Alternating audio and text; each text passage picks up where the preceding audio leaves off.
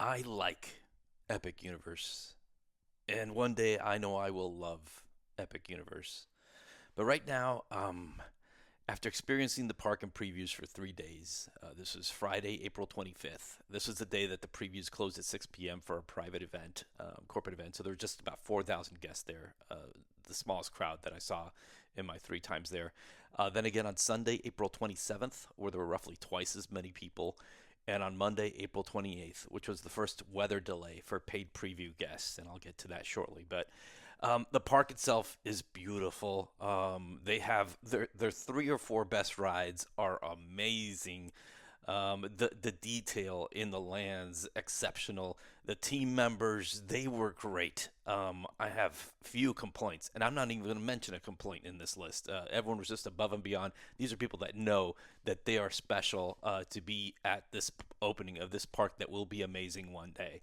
And let's go. Let's dive into these things. So I have 7 things. 7 things that I think Universal needs to get going to fix, remedy, or at least smoothen out before their grand opening in May 22nd and beyond, in case these problems persist. So let's start with the first one, and this is probably the most common complaint for most people there. And if you've been there, you know this.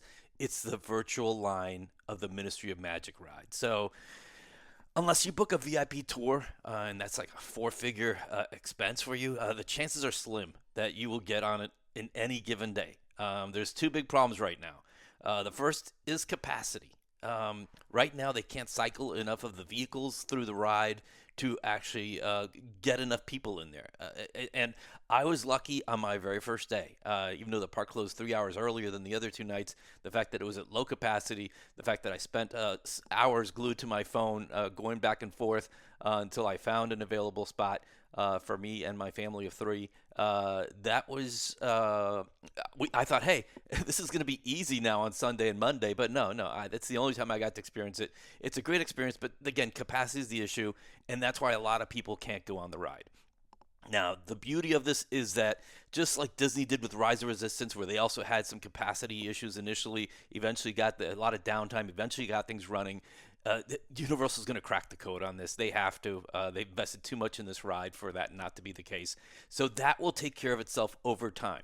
But until then, capacity is an issue. That one is one that I hope will get better even now as guest counts are starting to ramp up in the previews before the grand opening, where even more people will be there once the park is officially open. So the second problem is the virtual line system itself. So if you're not familiar with the virtual line system, you basically have there's a sign. At least these are the hours for the previews. It'll be probably earlier once the park is open, later in the previews when earlier opening times at 11 a.m., 3 p.m., and 6 p.m. There was no 6 p.m. drop on the Friday that I was there since the park was closed at that time. They open up the virtual line, and you see the little virtual line button on the app. It turns blue. You can hit the VL, select how many people in your party, pick an available time. If you make it that far, and sometimes they'll tell you it fills up. So it's a lot of people are pounding the app at the same time, and that is the problem. There just aren't enough spots right now because of the capacity issue. But there's a couple of problems here, and also they're doing time drops during the day. So if they told you at 11, at 3, and at 6, all you have to do is just those 3 hours of those 3 times be on your phone. No, because as everyone already knows that's familiar with the system, it's not just the time drops. They have intermittent drops, much smaller and smaller batches during the day. As people drop out, or maybe the capacity improves, and they get more people through. They have more ability, they're available to get more people on it. This happens, they'll just drop it in the middle of the day. So a lot of times people are on the phone sort of just going between the number of guests that they're adding into the app, going back and forth to see if they actually find something. And the problem with this is that there's a lot of people in the parks right now spending most of their time on the phone. At least one person in every party is on their phone, and if not more.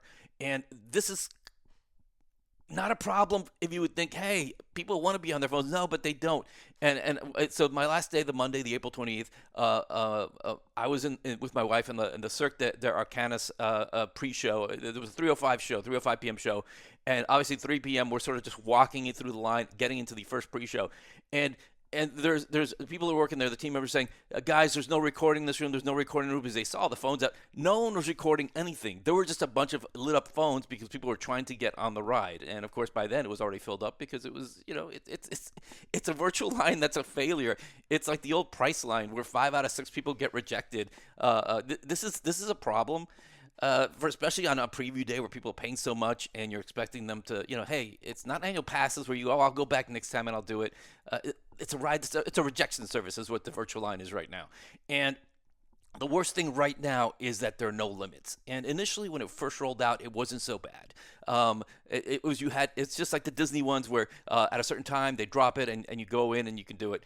And everyone had to be tied to the same account. And on Disney, it's easy to get people tied to the same account to just add people to there.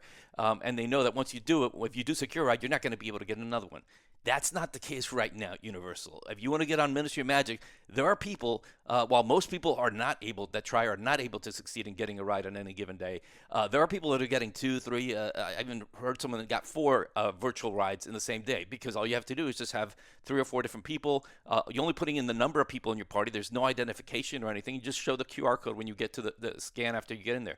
And of course, if you get stuck in this situation, you can still go through the pre-queue, through the beginning of the line, which is great. You can go through the actual flu, the Metro flu, which is a great experience, and then to see that big lavish, room at the beginning, it's a sight to behold. You can't get any further than that, but it's definitely worth it, even if you can't get in. But that virtual line is terrible.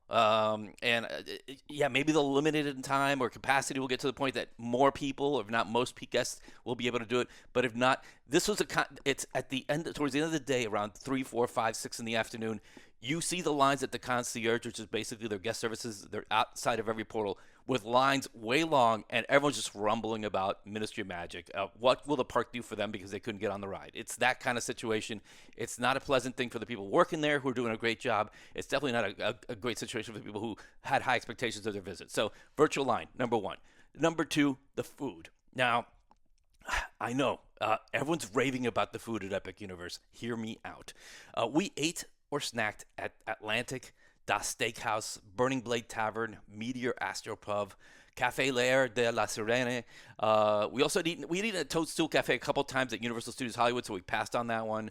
And since we stayed 2 nights at Helios, we also ate at Flora Taverna, which is the main lobby restaurant, and also Bar Helios, which is the amazing views that you get from the rooftop bar there.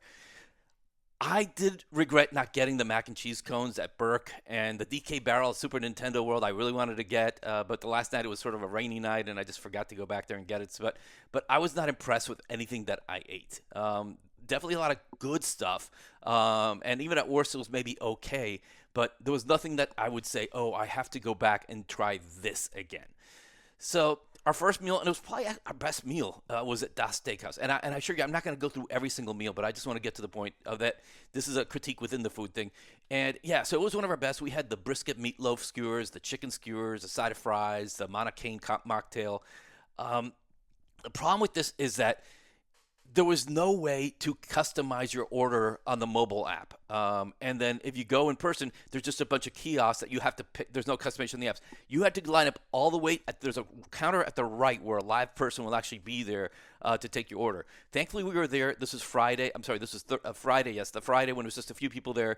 And even though it was prime lunchtime, the restaurant was maybe 10% full. We were the only ones in the actual area to order. Maybe 2 other people showed up.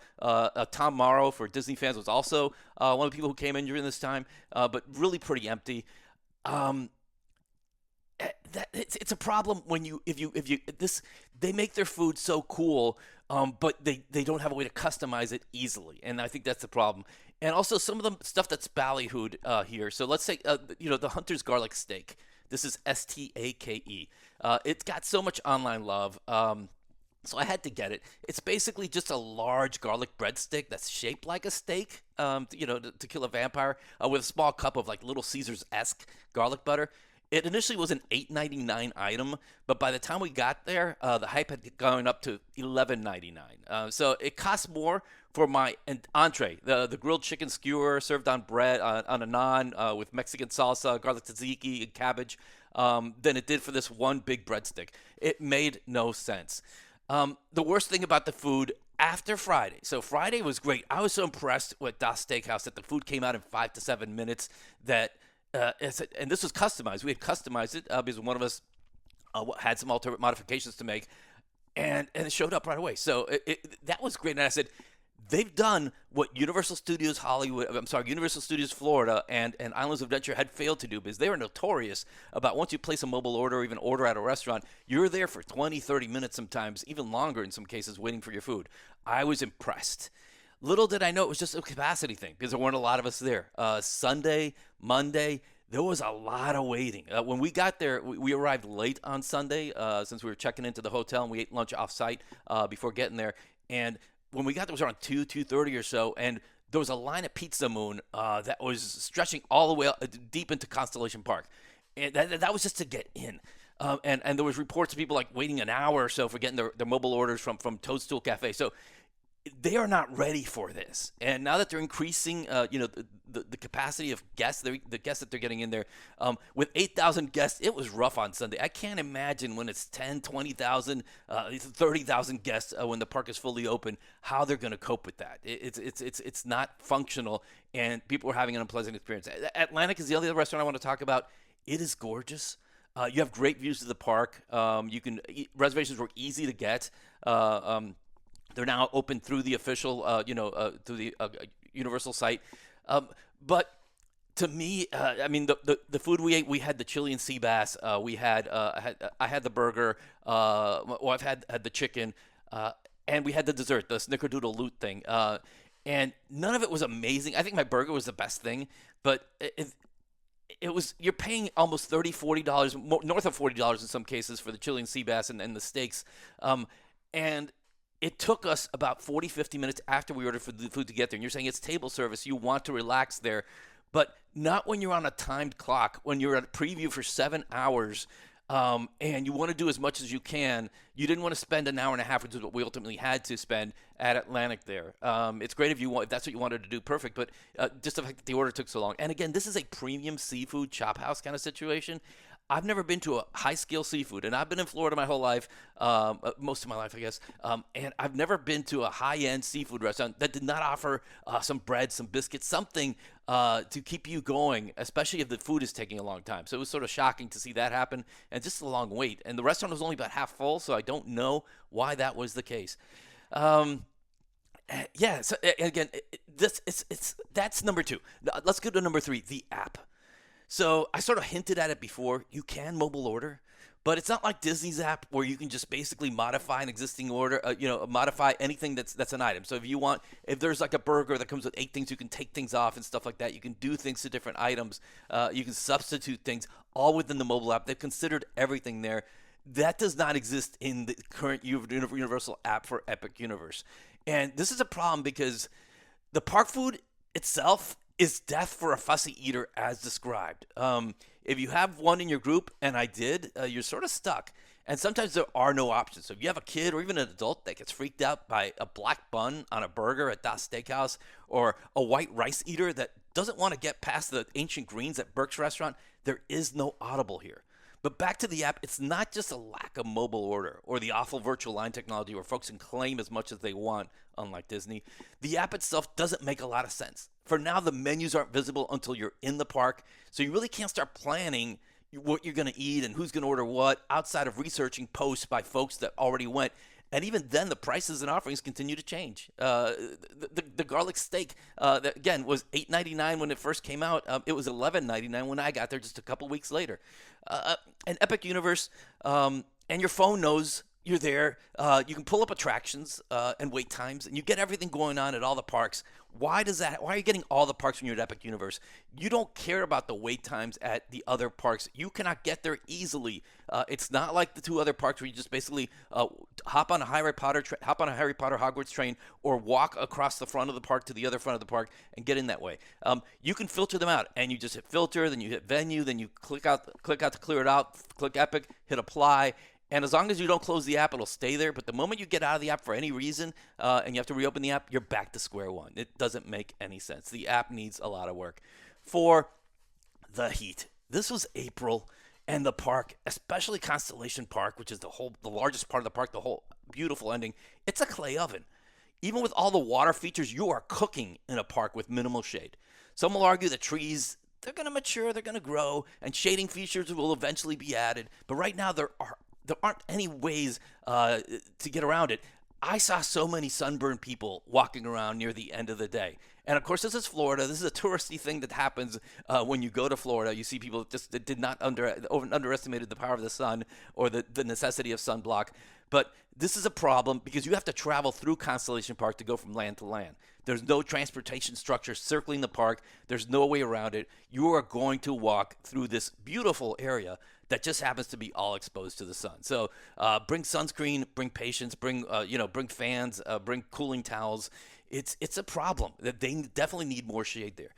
Number 5, the weather delay. So I had the misfortune of being there on Monday, April 28th, and around 5 p.m., nearly all the rides closed down. And it wasn't really raining. The sky was actually pretty nice, but there was lightning several miles away. And just like a water park, they closed all their outdoor rides. This was 7 of the 11 rides that were closed for a couple hours, from 5-ish till 7-ish, a little longer than 2 hours on that day. And it's the first weather delay again that was announced while they had paid customers there. I'm sure they had them when they had the team member previews, but people were inviting their friends. They couldn't really complain so much about that. Different when the guests were there for that. And the problem is the 3 of the 4 rides, one of them is Ministry of Magic. So there's a good chance that you do not have a return time in that 2, 3, 4 hour, however long the weather delay is until the lightning clouds and the rain goes away. And the rain. So it was very light rain, a very light drizzle, but in particular, Super Nintendo World became a slip and slide. And I think this is the problem where the same surface, this is the same surface that they have at Universal Studios Hollywood, of course, but at Universal Studios, everything is pretty much on one floor. There is, if you get onto the Mario Kart ride at Hollywood, you actually have to go upstairs during the queue and then go back down. You're outside for a little bit, but most of the ride is indoors, and the queue is indoors, except for that one part. But here, it's just a series of a lot of steps, very dangerous. I'm sure people will slip and slide, and the accidents will happen. And it's I don't know if they can do something to the surface of Super Nintendo World to make it more non-slip, but that's pretty bad. And speaking of the heat, I'll mention this about the heat too. At Super Nintendo World, because of the way the sun is out there, there's a lot of the games that you can play that you can't fully make out. So when the sun is shining, especially early in the day, I guess late in the day, it was 11 o'clock when we were at Super Nintendo World, late in the morning, where the sun is, like there's a game where you actually have to hit an alarm, hit a bunch of alarms that are gathering around one of those little Venus flytrap thingies, and when they flash red, you got to hit it. And because the sun is so intense, you really can't see the red too well. That also happened in the Donkey Kong area where there's like a game where you have to follow lights to tap on little conga drums to try to win that game. And that's also challenging. So, the heat, the sun, not a good look. And then when it rains, as in the weather delay happens, that's even worse. Number 6, stop staring. And I spell this Stairing. I can do what Epic Universe did with the garlic steak. I can work with puns. So speaking of those Super Nintendo stairs, almost every ride involves going up and down a lot of stairs. There are elevators, and the park is ADA compliant, but even then it's a literal and figurative haul. We had someone in a wheelchair, and I think we had to take 3 or 4 elevators to get on and off, ultimately when we've got Ministry of Magic. Wheelchairs, they also have to travel a bit in the way of aesthetics. So if you're coming from, let's say, the Starbucks side of the park when you come in, so if you go right and then you cross over in front of Atlantic, past Atlantic to get to Super Nintendo World, you're going to go past 2 spiral stairways spread out like, good several feet apart. They're beautiful. And then there's a stone seating area. And then after that, there's a ramp. So you're going about 40, 50 feet out of the way to be able to go backtrack to get into the portal of Super Nintendo. There's a lot of things that are not really being considered here, and one of them is the fact that just all these stairs here, and even if you're fit and it's great, you will probably tire of all these stairs. And all right, I'll go to the last one. The stairs. Yeah, right. So again, not every ride had stairs, but just about all of them did.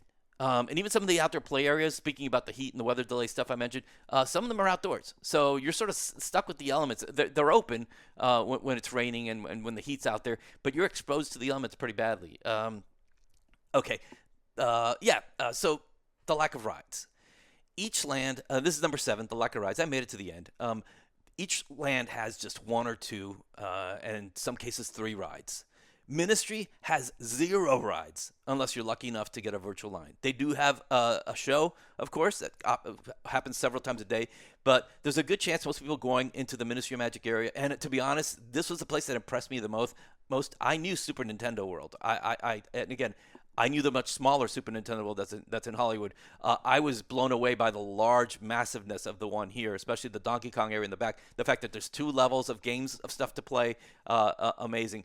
But and Berk, obviously immersive, and Dark Universe, which is the one I was really looking forward to the most since I love the horror genre. It was great, especially in the evening for that 1 hour of nighttime that you get out there.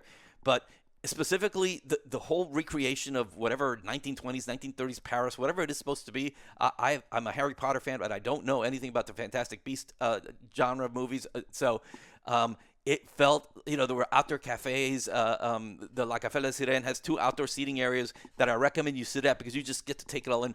All the buildings, every detail, it's gorgeous. But the problem is that there's not a lot to do. And again, there are the rides that you will say, I have to go on these rides because there are no rides like them. The Ministry of Magic ride, obviously the Monsters Unchained ride at the Dark Universe part of the section, the Stardust Racers roller coaster, the Dueling roller coaster, it's a work of art.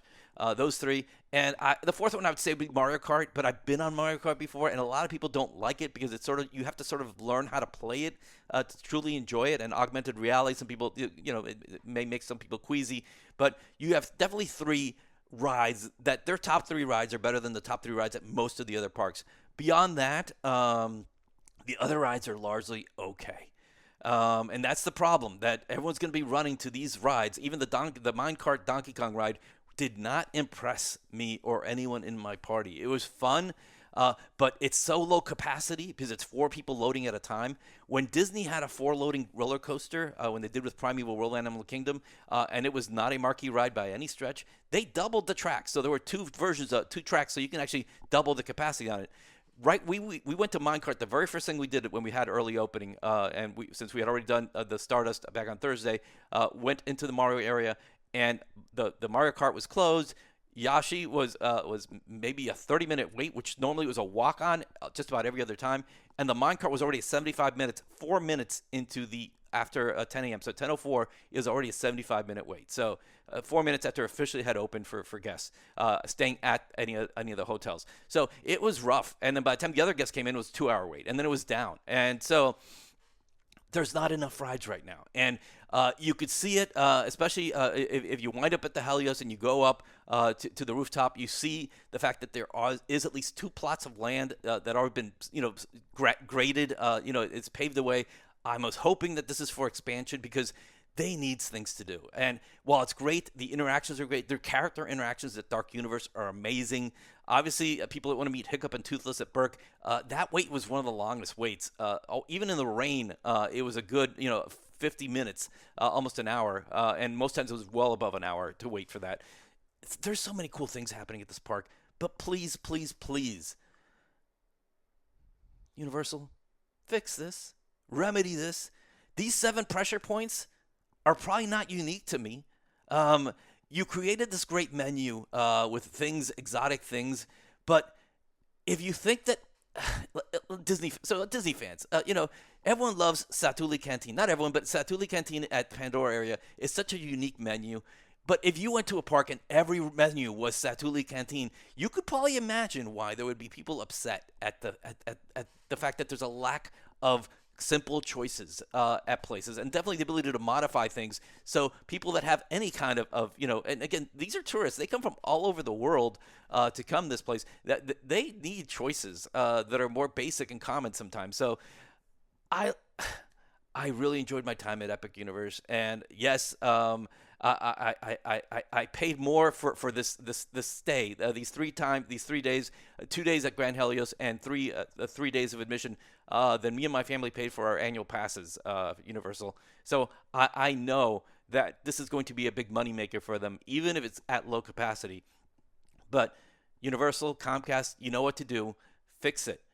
Make it better. I think that's why you're trying to stress test this, but realize that people are very unhappy in some cases when they get to these situations. And the people that had a great experience because they wound up on the great day when the lines were short and they got to do everything they wanted. That's not the sample size you have to worry about. You have to worry about the fact that even on a day with 8,000 people, there were a lot of unhappy people because most of the rides were down for 2-3 hours. A lot of delays, even the enclosed rides. The Mystery Magic seemed to be down about half the time we were there. All these things will get improved over time, but until then, get on it, Nintendo. Get on it, Universal. There's so much to do, so much potential here.